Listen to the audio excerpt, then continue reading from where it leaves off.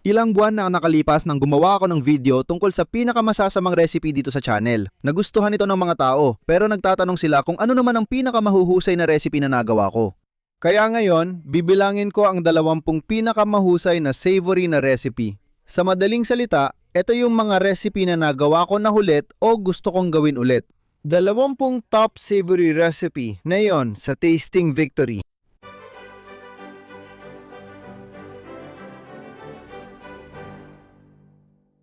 Kaya ang saya balik-balikan at panurin halos lahat ng luma kong video. Umabot na ako sa mahigit 350 at pinanood ko lang ang mga bahaging pagtikim para maalala kung alin ang gusto o hindi ko gusto.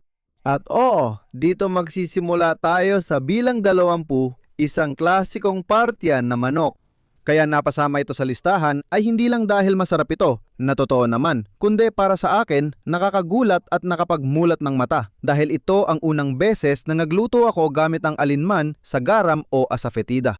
Parehong napaka-interesantang lasa, parehong mga lasang Romano at parehong lasa na hindi ako sanay kainin. At lalo na ang asafetida, ibig kong sabihin amoy ito na parang ewan ko, panis na bawang kapag nasa kabinet lang.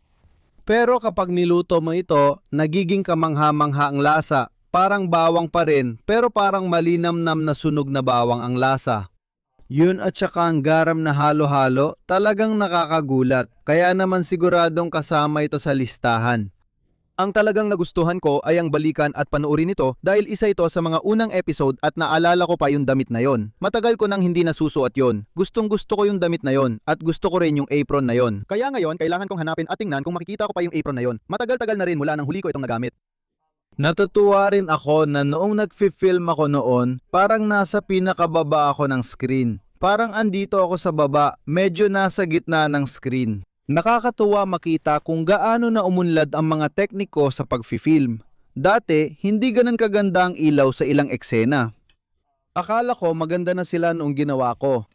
Iyon lang ang kaya ko noon. Sigurado ako, paglipas ng ilang taon, babalikan ko ito at magtataka, ano ba yan? Anong ginagawa mo, Max Miller? Gusto ko rin na isa sa mga komento sa video na yon ay isa sa mga paborito kong komento na natanggap ko. Nakakatuwa talaga ang mga bersyon nito. Sabi pa, sobrang nahumaling ako sa leksyon sa kasaysayan, nakalimutan kong nagluluto pala tayo ng manok. Oo, yun ang punto ng palabas. Tungkol ito sa kasaysayan at nagluluto ako rito. Kaya tuwing may nahuhumaling sa kasaysayan, lalo na yung mga pumupunta sa channel hindi dahil sa kasaysayan, kundi dahil sa pagkain, tapos nauuwi silang nag-e-enjoy talaga sa kasaysayan, yun ang pinakamagandang papuri na pwede kong matanggap. Nakakatuwa talaga. Hindi ko alam ang natikman ko. Number 19, Texas Chili. Gustong gusto ko itong chili na ito dahil mahilig talaga ako sa chili. Lumaki akong madalas kaming may chili na niluluto ng tatay ko. Gusto ko itong chili kasi tamang anghang lang.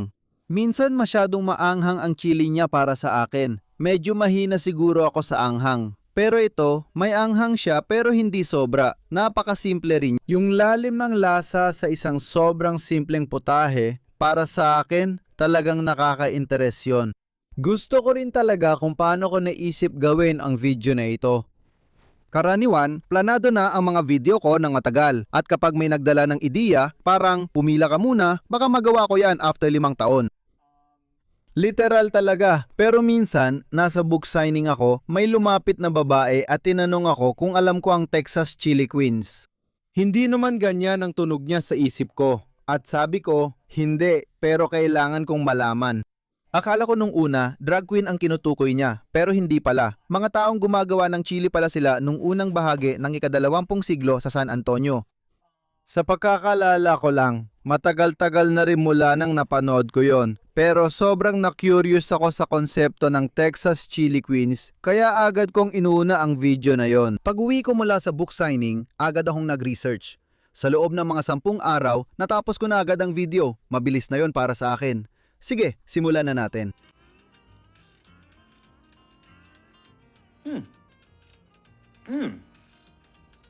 Wow! Number 18, Salmi de Petri mula sa episode na Dining in a Dinosaur. Isa to sa mga putahe na halos mas gusto ko pa yung episode kaysa sa mismong pagkain. Hindi ito masyadong pumatok pero gustong-gusto ko pa rin ang episode na to. Ito ay tungkol sa karanasan noong ika-labinsyam na siglo kung saan kumain ang mga tao sa loob ng isang malaking, hindi totoong iguanodon. Parang hindi ko alam kung anong ginamit dito. Baka paper mache. Pero napakasarap talaga ng putahe at ang lahat ay dahil sa sarsa. Ang recipe ay para talaga sa partridges pero dahil hindi ako nakahanap, game hens ang ginamit ko. Pero ang sarsa talaga ang nagpa-wow sa akin. Ang lalim ng lasa. Parang nasabi ko pa nga na parang mamahalin ng dating. Ngayon, hindi tulad ng chili na simple lang, ito ay hindi simple. Sa totoo lang, isa ito sa pinakakomplikadong putahe na nagawa ko sa channel. Komplikado ang buong putahe, pero pati ang sarsa mismo ay komplikado. Maraming sangkap ito, kasama ang mga hindi ko gusto tulad ng kabute, pero hindi naman mahalaga dahil di mo mararamdaman ang texture na siyang ayaw ko. Nandyan lang ang lasa ng kabute, ng sherry at maraming mantikilya. At talagang napakasarap. Sa totoo lang, malamang hindi ko na ito uulitin dahil sobrang komplikado. May modernong bersyon pa ng sarsa na mas mahirap at inaabot ng araw gawin, pero hindi ko yun ginawa. Mukhang magastos yun. Pang-17, French onion soup mula nung 1,651. Kaya sa totoo lang, kahit anong recipe na may mga sibuyas na dahan-dahang niluto ay laging paborito ko dahil gustong-gusto ko talaga ang lasa nito. Hindi ko gaanong gusto ang hilaw na sibuyas, pero kapag niluto mo, ako, kumbinsido na ako. At itong sopas na ito, hindi ito talaga ang pinakamagandang bersyon ng French onion soup dahil may gatas ito at hindi talaga ito humahalo ng maayos pero ayos lang. Sobrang sarap pa rin ito. Talagang nakakapagpainit at parang nasa bahay ka lang. At ibig kong sabihin, mahal ko talaga ang French onion soup kahit anong klase pa ito.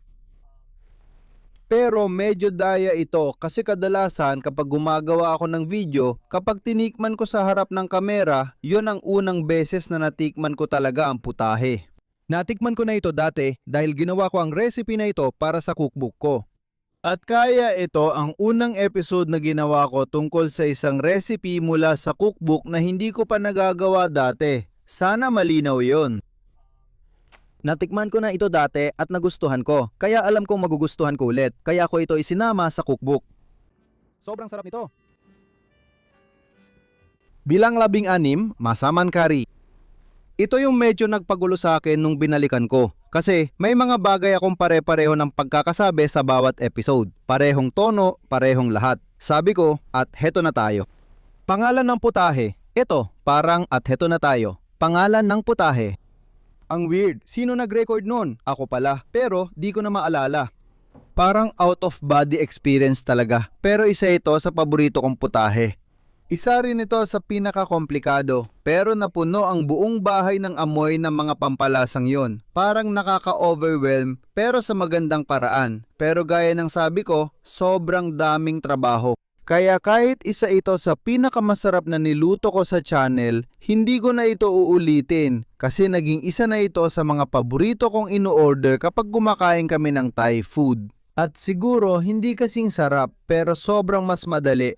Kaya mag-order na lang ako ng Thai food. Kung di mo pa natikman ng masaman curry, subukan mo. Ibig kong sabihin, grabe. Maraming sangkap at maraming trabaho, pero sulit na sulit.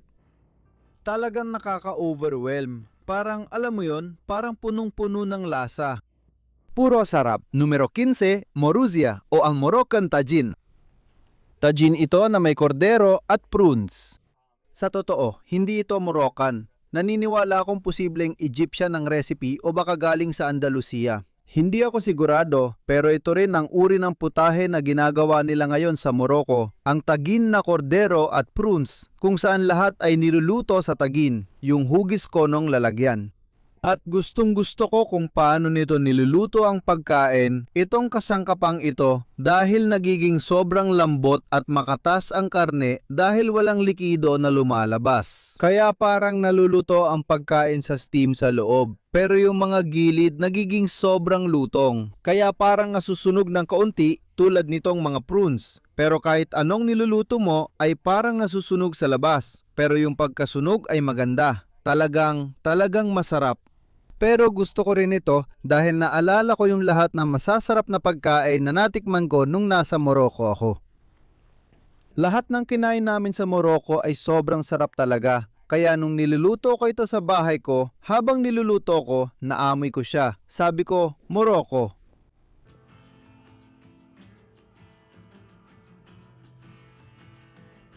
Sobrang sarap. Sobrang sarap nito. Bilang ika-14, Coronation Chicken. Nakalimutan kong nagawa ko na ang episode na ito. Nang nirepaso ko ang mga lumang episodes, naalala ko na lumabas pala ito noong araw ng cookbook release. Siguro kaya sobrang busy lang ako noon. Ang naalala ko ngayon, isa ito sa paborito kong Pikachu. Yung nakasuot na parang beef eater. Oh, beef eater na. Pero ang Coronation Chicken mismo ay talagang napakasarap. Matamis siya at gustong-gusto ko ang matatamis. Matamis siya pero may curry rin.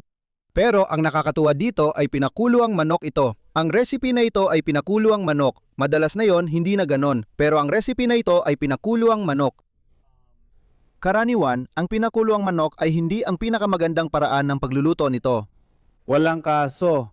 Ang sarap pa rin kasi, alam mo yon, balot na balot siya ng sarsa na sobrang creamy, pero hindi kasing tamis ng modernong Coronation Chicken. Ngayon, kahit saan sa Inglaterra, may Coronation Chicken, pero kadalasan mas matamis na ito kaysa orihinal. Mahal ko pa rin, pero iba na. Para sa akin, mas masarap pa rin ang orihinal.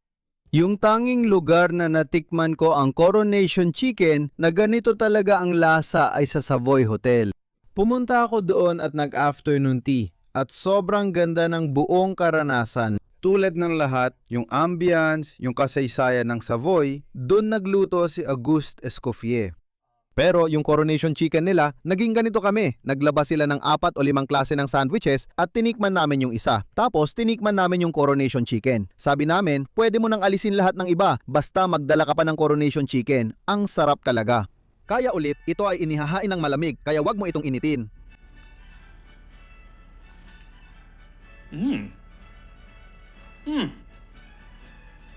Ang galing! Ang galing! Numero 13, Bibe ni Haring Tut. Medyo daya rin ito kasi technically walang tunay na recipe para dito dahil hindi nag-iwan ng recipe ang sinaunang Ehipsyo. Kaya ito ay based sa mga sangkap na natagpuan sa libingan ni Haring Tut. Nang pumunta ako sa Ehipto, nakita ko mismo ang mga tunay na pagkaing na mummify sa maliliit na lalagyan na ganito. Mga kahon na hugis pagkain tulad ng kahon na hugis pato. Una sa lahat, gustong-gusto ko ang pato, kaya may ilang recipe nito na gusto kong ilagay dito. Pero isa lang nilagay ko para hindi puro pato. Sobrang gusto ko talaga ang pato. Na-overcook ko ang pato, pero gusto ko pa rin dahil mahal ko talaga ito. Sa totoo lang, sarsang nagdala. Sa tingin ko, mga igos na nakapreserba sa pulot ang ginamit ko. Ibig kong sabihin, grabe naman. Tapos may kasamang alak at iba pang mga bagay, parang may ilang malinamnam na sangkap din doon. Pero napakasarap lang talaga ng sarsa na pwedeng ipares sa kahit ano. Kahit sinauna ang sangkap at paraan, pwede mo pa rin itong kainin noon at ngayon at siguradong tatanggapin sa anumang modernong hapagkainan. Natuwa ako sa episode na yon dahil kay Haring Tutankhamun paksa at naalala kong nagre-research ako noon habang nasa Hawaii, nakaupo sa tabi ng pool. Kaya ang sarap talaga magtrabaho ng ganoon.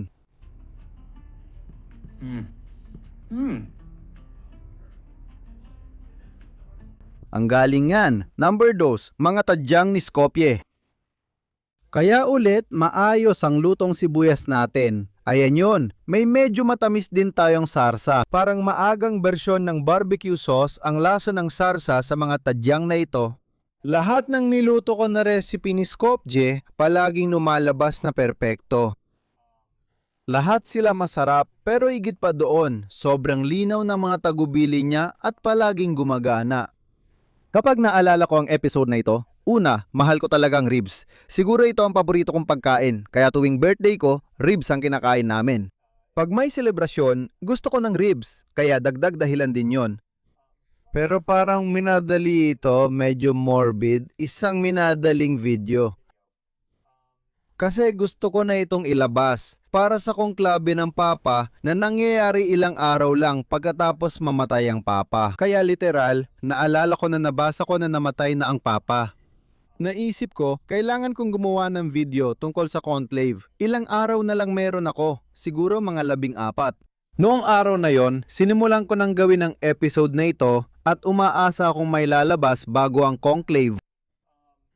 At nagawa ko nga, sobrang nakakatuwa, ang ganda ng kasaysayan. At hindi ko inaakala na magiging interesado ang mga tao dito sa kung anong dahilan, pero naging interesado sila, talagang naging magandang resulta, at nagustuhan ng mga tao ang putahe. Maraming gumawa ng ribs pagkatapos dahil hindi naman ito mahirap. Yung ibang recipe ni Skopje ay komplikado, pero ito, hindi. Oh. Pwede ko talagang lutuin ulit ang ribs na yon. Siguro nga dapat gawin ko yon. Gusto ko talaga ang itsura ng isang rack ng ribs. Isa ang ribs sa mga paborito kong pagkain. Subukan mo rito. Bilang 11, paprika handle. Kilala rin ito bilang chicken paprikash. Isa ito sa mga putahe na tinawag kong panalo kahit hindi ko pa natitikman dahil naamoy ko pa lang, alam kong masarap na ito. At tama ako. Sa tingin ko, ang recipe ay mula pa noong kalagitnaan ng ika-19 na siglo. Ang paksa ko ay pagkain sa pelikula o libro na Dracula at ang paprika hendel ay isa sa mga nabanggit na pagkain doon. At habang niluluto ko ito, napansin ko na parang wala ito kasi iba siya kumpara sa makabagong bersyon. Sobrang iba na parang naisip ko, hindi ito tama. Kulang ito sa ganito at kulang din sa ganon. Walang kaso, ang bango talaga. Sa video nga, nasabi ko pang panalo na kahit di ko pa natikman, pagkakain ko, mas sumarap pa. Ngayon, gusto ko ng paprika hendel. Mahilig talaga ako sa pagkaing Hungarian. Nung nasa Hungary kami, hindi ko inasahan na magugustuhan ko, pero talagang nagustuhan ko. Kasi sobrang malasa siya, pero hindi yung maanghang na nakapapaso. Maraming pampalasa, lalo na ang paprika, na hindi naman masyadong matapang. Ang sarap nito, subukan mang lutuin. Bago tayo pumunta sa top 10, gusto ko munang banggitin ang isang bagong channel na ilulunsad. Madalas kong matanggap, pagkatapos ng nakaraang taon, gumawa ako ng parang Christmas marathon ng lahat ng lumang Christmas videos. At maraming tao, gustong-gusto nila yon. Sabi nila, nakakatulog sila dahil sa akin, napapuri para sa akin. Nakakatulog sila habang pinapakinggan ang mga video ko sa gabi. Gusto nila kasi mahaba. Hindi gusto ng YouTube na maglagay ako ng mas mahabang video sa channel. Gagawa ako ng hiwalay na channel na puro magkakatema ang videos para mabigyan ng bagong buhay ang mga lumakong video na di na pinapansin. Lagi rin sinasabi ng iba na dapat gumawa ako ng video sa isang topic pero nagawa ko na yun 5 taon na ang nakalipas. Kaya tatawagin itong Tasting History with Max Miller. Ganun lang, nasa description ang link. Pang-10, Irish Stew. Isa ito sa paborito kong nagawa at natikman. Ang paglalarawan ko noon ay tungkol talaga sa lasa. Hindi masyadong detalyado, pero naalala ko ang lasa based lang sa sinabi ko. Sinabi ko na para itong mainit na yakap o parang pag-google ng gabi kasamang mga pusa mo at mga mahal mo sa buhay sa tabi ng apoy. Ganun ang lasa nito. At talagang napaka-comforting at nakakapagpainit ng pakiramdam. Ang nakakatuwa sa Irish stew na ito, iba talaga siya kumpara sa kahit anong Irish stew na makukuha mo ngayon kung mag-order ka sa karamihan ng mga lugar. Kasi hindi ito masabaw. Halos walang sabaw talaga. Mas parang yung karne, patatas, carrots at lahat ng sangkap ay sinipsip na yung kaunting sabaw na nandoon para lumambot at maging parang mash. Hindi siya mukhang maganda at hindi naman mahalaga yon. Sobrang sarap nito. Naalala ko rin na suot ko noon yung berdeng damit na sobrang laki. Parang panahon pa ng COVID noon. Siguro kaya hindi ako nakalabas noon para mamili. Di ko na rin maalala.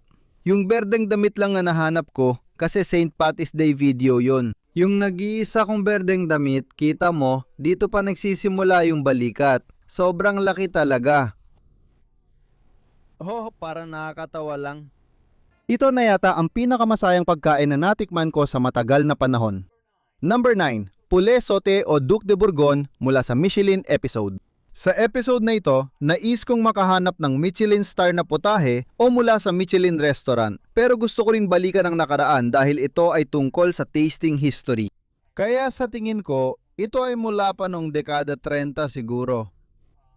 Mas simple pala ito kaysa inaasahan ko. Madalas kapag Michelin star, akala mo sobrang komplikado at dun lang makukuha. Pero kahit sino kayang gawin ang putaheng ito, napakasimple lang talaga. Sobrang lasang alak. Parang ang daming alak talaga. Pero simple lang ang putahe. Sarsa lang siya sa manok. At akala ko, lahat ng iba't ibang klase ng alak na ito ay magiging masyadong matindi. Hindi naman. Nawala yung hapdi. Naiwan na lang ang lasa ng iba't ibang alap. At napakadali lang lutuin pero napakakomplikado ng lasa. Kaya pakiramdam ko ito yung klase ng putahe na pwedeng mapabilib ang mga bisita sa isang dinner party. At ang astig pa dito, yung taong nakaimbento ng recipe na ito o kahit itong bersyon ng recipe na ito, nandyan pa rin ang kanyang restaurant hanggang ngayon. Matagal na siyang patay, siguro 50 taon na, pero nandyan pa rin ang restaurant niya sa Pransya. Hindi ako sure kung may ganung putahe pa, pero baka pwede i-request. Balang araw, dadalaw ako doon at titikman ng kahit anong putahe nila. Simple lang pero matindi. Numero 8, Transylvania na baka na may garlic harvester sauce. Paborito ito ng mga tagahanga. Ang dami ko nang nakitang gumawa ng ulam na to at naalala ko pa kung nasaan ako nung lumabas ito. Nasa honeymoon ako noon sa Hawaii. Sa tingin ko, yun din ang parehong trip. Oo, yun nga. Lumabas ang video at hindi ko inasahan na mas magiging patok ito. Biglang sumikat, sobrang nakakatuwa. Pero ang totoo, napakasimple lang talaga nito. Para lang itong pot roast sa totoo lang. Isang lumang uri ng Transylvanian pot roast pero ang kakaiba ay ang sarsa, kaya masarap ang karne. Ibig kong sabihin, pot roast lang ito. Yung tipong nagkakahiwa-hiwalay sa lambot. Pero yung sarsa ay medyo maasim. Talagang malasa sa bawang pero hindi nakakasuya ang lasa ng bawang. Gawa ito sa itlog kaya kakaiba. Medyo mahirap gawin kasi madali itong maghiwalay o maluto ng sobrang itlog. Kaya mas mahirap siya kaysa sa inaakala. At nakuha ko agad ng tama sa unang subok pero nung sinubukan ko ulit ng ilang beses, hindi ko na nakuha ng tama. Pero sobrang sarap talaga nito. Sobrang sarap na nagbigay pa ako ng talk sa ASU kung saan ako nag-aral, Arizona State, at meron sila noon. Ginawa nila ang ilan sa mga putahe ko para sa buong honors college na may daan-daang estudyante, kaya kailangan nilang gawin itong putahe na ito. Alam mo, kapag nagsusulat ako ng recipe, kadalasan para lang sa 4 o 5 tao. Tapos, kailangan nilang gumawa ng parang 300 servings.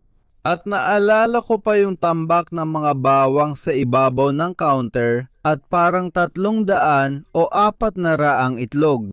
Tapos, ang lalaki ng mga piraso ng baka na nandoon sa bagay na yon. Ang astig talaga at gustong-gusto talaga ng mga bata. Pero oo, paborito talaga ito ng mga tao. Hanggang ngayon, ginagawa pa rin ito ng marami. Sobrang lambot ng karne, halos maghiwa-hiwalay na. Pang-7, Sloppy Joes. Sloppy Joe ito. Alam mo kung bakit kasama ito sa listahan? Kasi nga Sloppy Joe, paborito nung bata ka. Kaya gets mo na oo. At galing ito sa cookbook ng paaralan na ginawa ko mula sa USDA na inilabas nila. Ito ang recipe ng Sloppy Joe na ginagawa nila noong dekada 70 hanggang 90 sa middle at high school. At matamis ito, halos parang napaisip ako, ilalagay ko ba ito sa savory episode o gagawa ako ng sweet episode? Oo, dapat siguro dun ilagay, pero hindi kasi savory pa rin ito dahil ulam itong gawa sa karne. At sa tingin ko, nahihiya akong aminin. Pero sa tingin ko, nakaapat ako ng Sloppy Joe sandwiches. Pagkatapos ng filming, nilantakan ko agad sila. Parang ako si Wimpy sa mga hamburger, isang malaking kagat lang. At sa tingin ko, nabanggit ko pa sa video, dapat gumawa ako ng 100 kasi ang recipe ay para sa 100 kasi para talaga ito sa isang paaralan. Hindi ako gumawa ng marami pero naisip ko sana ginawa ko kasi kaya kong ubusin ang 100 nito sa isang linggo. Siguradong magkakasakit ako. Kailangan natin ng 100 nito. Malamang, kinamuhian ko ang sarili ko. Pero grabe, ang saya siguro habang nangyayari pa yon. Pang-6, beef na may bernes mula sa Titanic. Kaya kailangan kong isama ang isang recipe mula sa Titanic dahil ito ang pinakaangkop. Isa itong first class na recipe, pero nasa video ito tungkol sa crew dahil wala tayong mga recipe mula sa crew. Ginagawa nila ito para sa mga first class na pasahero. At ito ay napaka-komplikado, napaka-complex. Sa baka pa lang dahil sinisilbihan din ito ng chateau potatoes na mahirap gawin dahil kailangan mo talagang mag-effort. Tinatawag itong turning, parang inukit mang patatas para magmukhang maliit na torpedo. Pero pagkatapos, piniprito sila sa clarified butter. Sobrang sarap nila, malutong sa labas at malambot sa loob. Parang french fries din talaga sila. Masarap ang karne, pero talagang panalo ang Béarnaise na sarsa. At tuwing may Béarnaise ako, naalala ko talaga yung eksena sa History of the World Part 1, "Huwag kang magtaray sa akin, Béarnaise." Kung hindi mo pa napapanood, medyo laos na siya ngayon pero mahal ko pa rin dahil napanood ko nung bata ako. Siguro di ko na dapat ginawa. Ano kayang nasa isip ng mga magulang ko? Pero itong bersyon na to? Well, itong bersyon ng recipe ay galing kay Escoffier at iba ito kumpara sa Béarnaise na ginagawa ngayon. Magkahawig pero magkaiba. Mas maasim ito, mas maraming suka ang laman nito. Sa totoo, lahat ng sarsa niya ay mas maasim kaysa sa mga modernong bersyon na yon. Hindi ko rin alam kung bakit. Pareho lang naman ang suka noon, kaya may mga nagsasabi, siguro dahil sa suka? Hindi, pareho lang ang suka noon at ngayon, matagal na yang ganyan. Hindi ko rin alam kasi wine vinegar yon, hindi tulad ng distilled vinegar pero ang sarap. At sa totoo lang, dahil sa linamnam ng patatas at bigat ng karne, yung medyo mapaklang suka ay mas bumabagay talaga kaysa sa puro malasa at mabigat na Béarnaise. Kamangha-mangha talaga pero sobrang komplikado kaya di ko pa nagagawa ulit. Baka subukan ko ulit balang araw.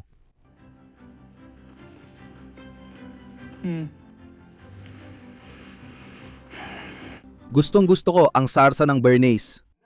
Number 5, Minuta Matyanum, Roman pork na may mansanas.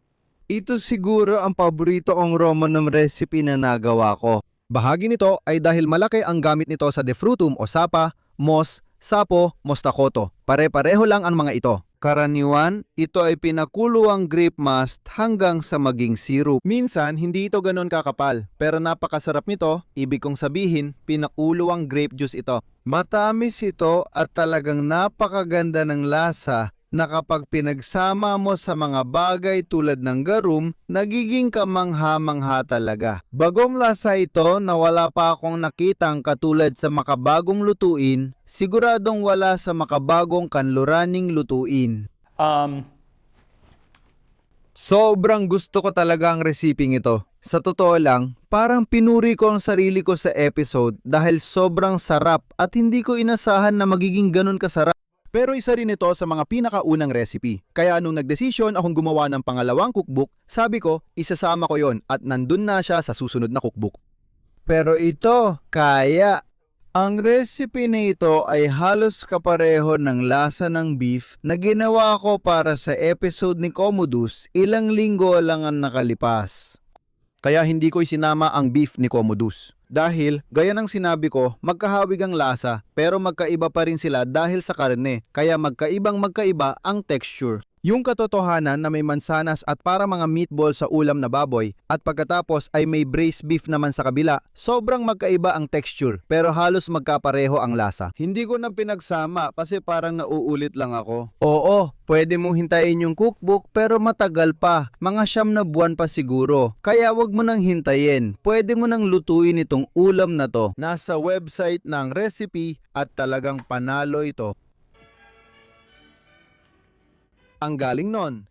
Numero 4, Welsh Rabbit. Ito na ang pinakasimpleng putahe na nagawa ko sa channel at isa rin ito sa pinakamasarap na putahe. Ito ay toast na may keso, pero hindi lang ito basta toast na may keso.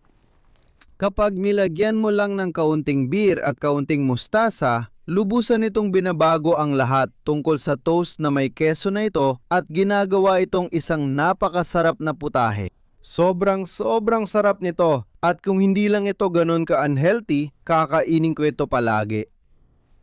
Ganito kasi yan, nung ginawa ko ito, maraming nagtatanong kung bakit sobrang kulay kahel ang keso at karamihan ay mga Ingles na nagsasabing bakit sobrang kulay kahel ang keso ng mga Amerikano. At pwede ko silang sagutin at sabihin, dahil ganyan nyo naman ginawa. Ugaling Ingles iyan. Nagsimula ito noong ika-17 siglo, sa tingin ko at sa totoo lang, parang panlilin lang ito.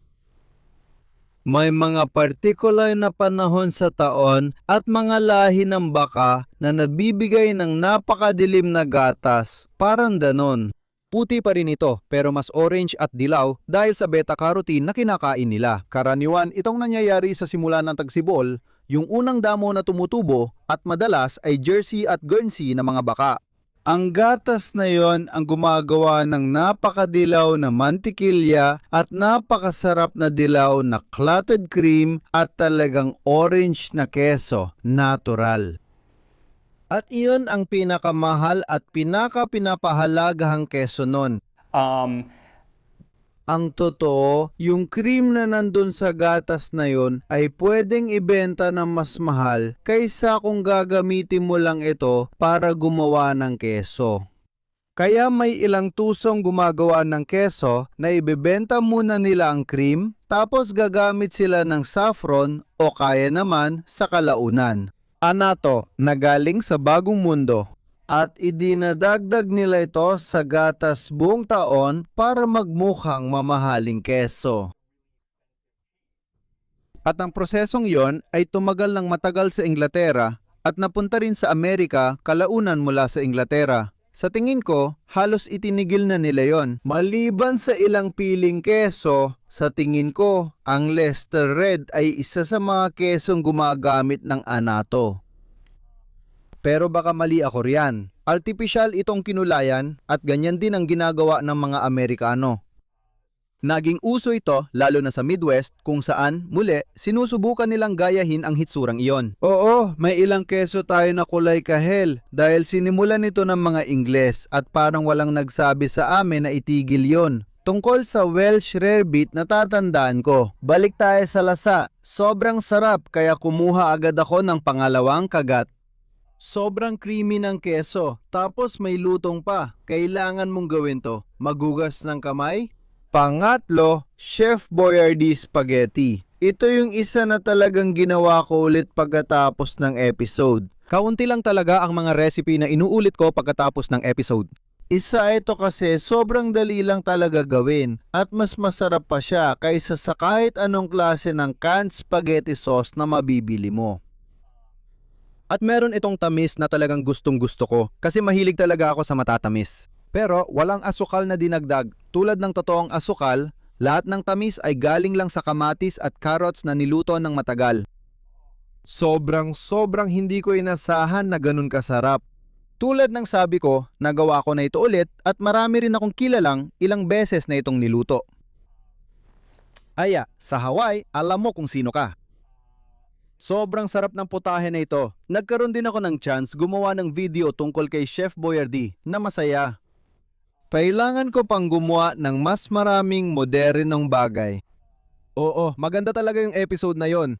Balik tayo sa kabute. Ayaw ko talaga ng texture nito pero nilagay ko pa rin dahil kasama sa recipe. Pero kapag ako ang gumagawa, hindi para sa show at walang kabute. Ang galing! Pangalawa, pot roast mula sa video ng pagkain sa eroplano. Kaya, parang beef na may garlic harvester sauce din, pero mas moderno, pot roast na. Sobrang sarap ng pot roast at maganda itong paraan ng pagluto ng karne. Ito ay niluluto ng mabagal at sa pagkakataong ito, sineser muna kasama ang mga butong may utak ng buto, tapos niluluto ng mabagal kasama ang iba't ibang gulay at mga halamang pampalasa. At sobrang sarap talaga. Naalala ko, hindi ito mukhang masarap o pang first class. Pero nung natikman mo, masasabi mong first class talaga. Sige, ayos lang. Oo, sobrang sarap talaga. Yung iba sa pagkain yon kasi gumawa ako ng iba-ibang putahe. Yung iba may pot roast pero yon sobrang sarap. Sobrang malasa at kakainin ko talaga lahat nito sa mga susunod na araw. At syempre, number 1, pizza sa eskwelahan. Alam mo, kailangan talagang mapasama to dito. Yung pizza sa eskwelahan, nung unang tikim ko, parang yung eksena sa Ratatouille na yung food critic ay biglang bumalik sa pagkabata niya at naalala yung nanay niya na gumagawa ng Ratatouille. Yun na yon. Para akong bumalik sa ikalimang baetang na hindi naman talaga masayang panahon pero palagi kong inaabangan ang tanghalian. Alam mo, yung pizza na yon ay gawa sa pourable dough. Hindi ko pa na-try gumawa ng ganun dati. Hindi ko pa narinig yan maliban sa recipe na ito. Sigurado akong meron din sa iba pero yan talaga ang lasa na gusto ko. Lahat tungkol dito ay eksaktong lasa ng aking pagkabata. Kaya naman, naging napaka-espesyal talaga nito. Ito ba ang pinakamasarap na bagay na nagawa ko mula sa pananaw ng pagluluto? Hindi. Pero ito ba ang pinakamasarap para sa akin? Oo, dahil sa mga alaala. At ang pagkain at alaala, malaki talaga ang koneksyon niyan, sa totoo lang. Nagdaw sila ng pag-aaral kung saan binigyan ang mga tao ng iba't ibang klase ng mamahalin at sariwang ketchup. At halos lahat ng tao, ang paborito nilang ketchup ay yung nakasanayan nilang kainin nung bata pa sila. Kung Hans man yun, Heinz o kung ano pa man. At napapansin ko na ganoon din sa maraming pagkain. Kahit na mga simpleng bagay lang tulad ng pizza na ito o Kraft macaroni and cheese, alam mo yon, parang naalala mo talaga. O yung mga niluluto ng pamilya ko noon. Halimbawa, gumagawa ang tatay ko ng Taiko chicken na lagi naming kinakain tuwing kaarawan. At talagang matagal gawin yon, buong araw niya niluluto. At ito ay parang Japanese fried chicken. Pero hanggang ngayon, yun pa rin ang kinakain namin tuwing may kaarawan. At puro alaala lang talaga yon. Mga alaala, sa totoo lang, sa episode ng pizza, kumanta ako ng memories kasi yun talaga yun. Parang oo, yun na yun. Kaya pareho pa rin ang amoy niya kahit 30 taon nang lumipas. Tingnan natin kung ganoon din ang lasa nito.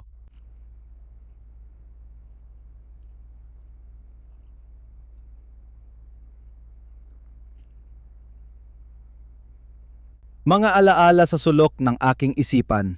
Kaya may 3 akong karangalang banggit. Yun ang una, pero may 3 akong karangalang banggit. At ako, ginagawa ko silang karangalang banggit dahil hindi talaga sila akmasa, hindi sila sumusunod sa mga patakaran ko na dapat ay gumagawa ako ng makasaysayang bagay dito sa aking kusina o kaya isang buong pagkain. Kaya ang una ay Birox na talaga namang masarap. Maraming tao nang gumawa ng mga ito. Ang video ko ay tungkol sa mga Volga German na dinala sa Russia ni Catherine the Great mula sa isang German-speaking na lugar sa Europa. At sila ay talagang kamangha-mangha. Ang kaso, hindi ito mismo makasaysayang recipe. Makasaysayan naman ito. Matagal na nila itong ginagawa pero hindi ako nakahanap ng totoong recipe mula ika-18 o unang bahagi ng ika-19 na siglo. Gumamit ako ng recipe na siguro ay hindi hihigit sa 40 o 50 taon ang tanda. Walang dahilan para hindi yon ang ginawa nun, pero malamang ay medyo iba lang. Kaya hindi ko nalang binibilang yon, pero sobrang sarap nila. At isa yon sa mga bagay na parang alaala rin kasi ginagawa rin yun ng tatay ko noon. Subukan natin ngayon. Hindi ito masyadong mainit. Yung isa naman ay medfuna o tabadirt at ito naman hindi ko binibilang kasi hindi ako ang gumawa nito. Natikman namin ito sa Morocco kasama ang mga magulang ko. Nandito rin na yon ang nanay ko. Bumisita siya. At siya, natatandaan ko, palagi niyang binabanggit yon. Ang nangyari, pumunta kami sa disyerto at gumawa sila ng karne at gulay sa tinapay. Sobrang simple, parang ginawang pizza. Tapos, inilalagay ito sa ilalim ng lupa, sa ilalim ng buhangin, at niluluto sa ilalim ng buhangin. Kaya magsisindi sila ng apoy, ilalagay doon, tatakpan ng buhangin, at hahayaan itong maluto. At sobrang sarap talaga. Yung dami ng mga pampalasa na ginamit nila sa pagluluto, talagang hindi ka panipaniwala. Hindi ko ito binibilang kasi hindi ako ang nagluto. Marami kaming natikmang masarap na pagkain sa Morocco, pero para sa akin, walang tatalo sa tabuli. At ang huling honorable mention ay ang beurre blanc mula sa episode ng Concord. Hindi ko ito binibilang dahil isa lang itong bahagi ng kabuuang pagkain. Masarap naman ang ibang bahagi ng pagkain, pero yung beurre blanc na yon, ibig kong sabihin, mantikilya at sibuyas lang naman yon. Mantikilya at mantikilya talaga yon. Ang sarap talaga. Sa huli, nakakahiya man aminin. Masaya ako na mag-isa ko lang itong ginagawa. Walang crew na nanonood. Umupo ako doon at kinain ko. Siguro mga 1 katlong tasa ng tinunaw na mantikilya na may mga sibuyas. Ganon kasarap yun. Oo, at uulitin ko pa. Uulitin ko pa talaga. Dapat mo talaga yung gawin at ilagay sa kahit ano. Dapat mong subukan kahit alin sa mga to. Sa totoo lang, lahat sila ay sulit gawin. Kahit pa yung mga komplikado, kung hindi mo pa nagagawa, sulit subukan kahit 1 beses lang.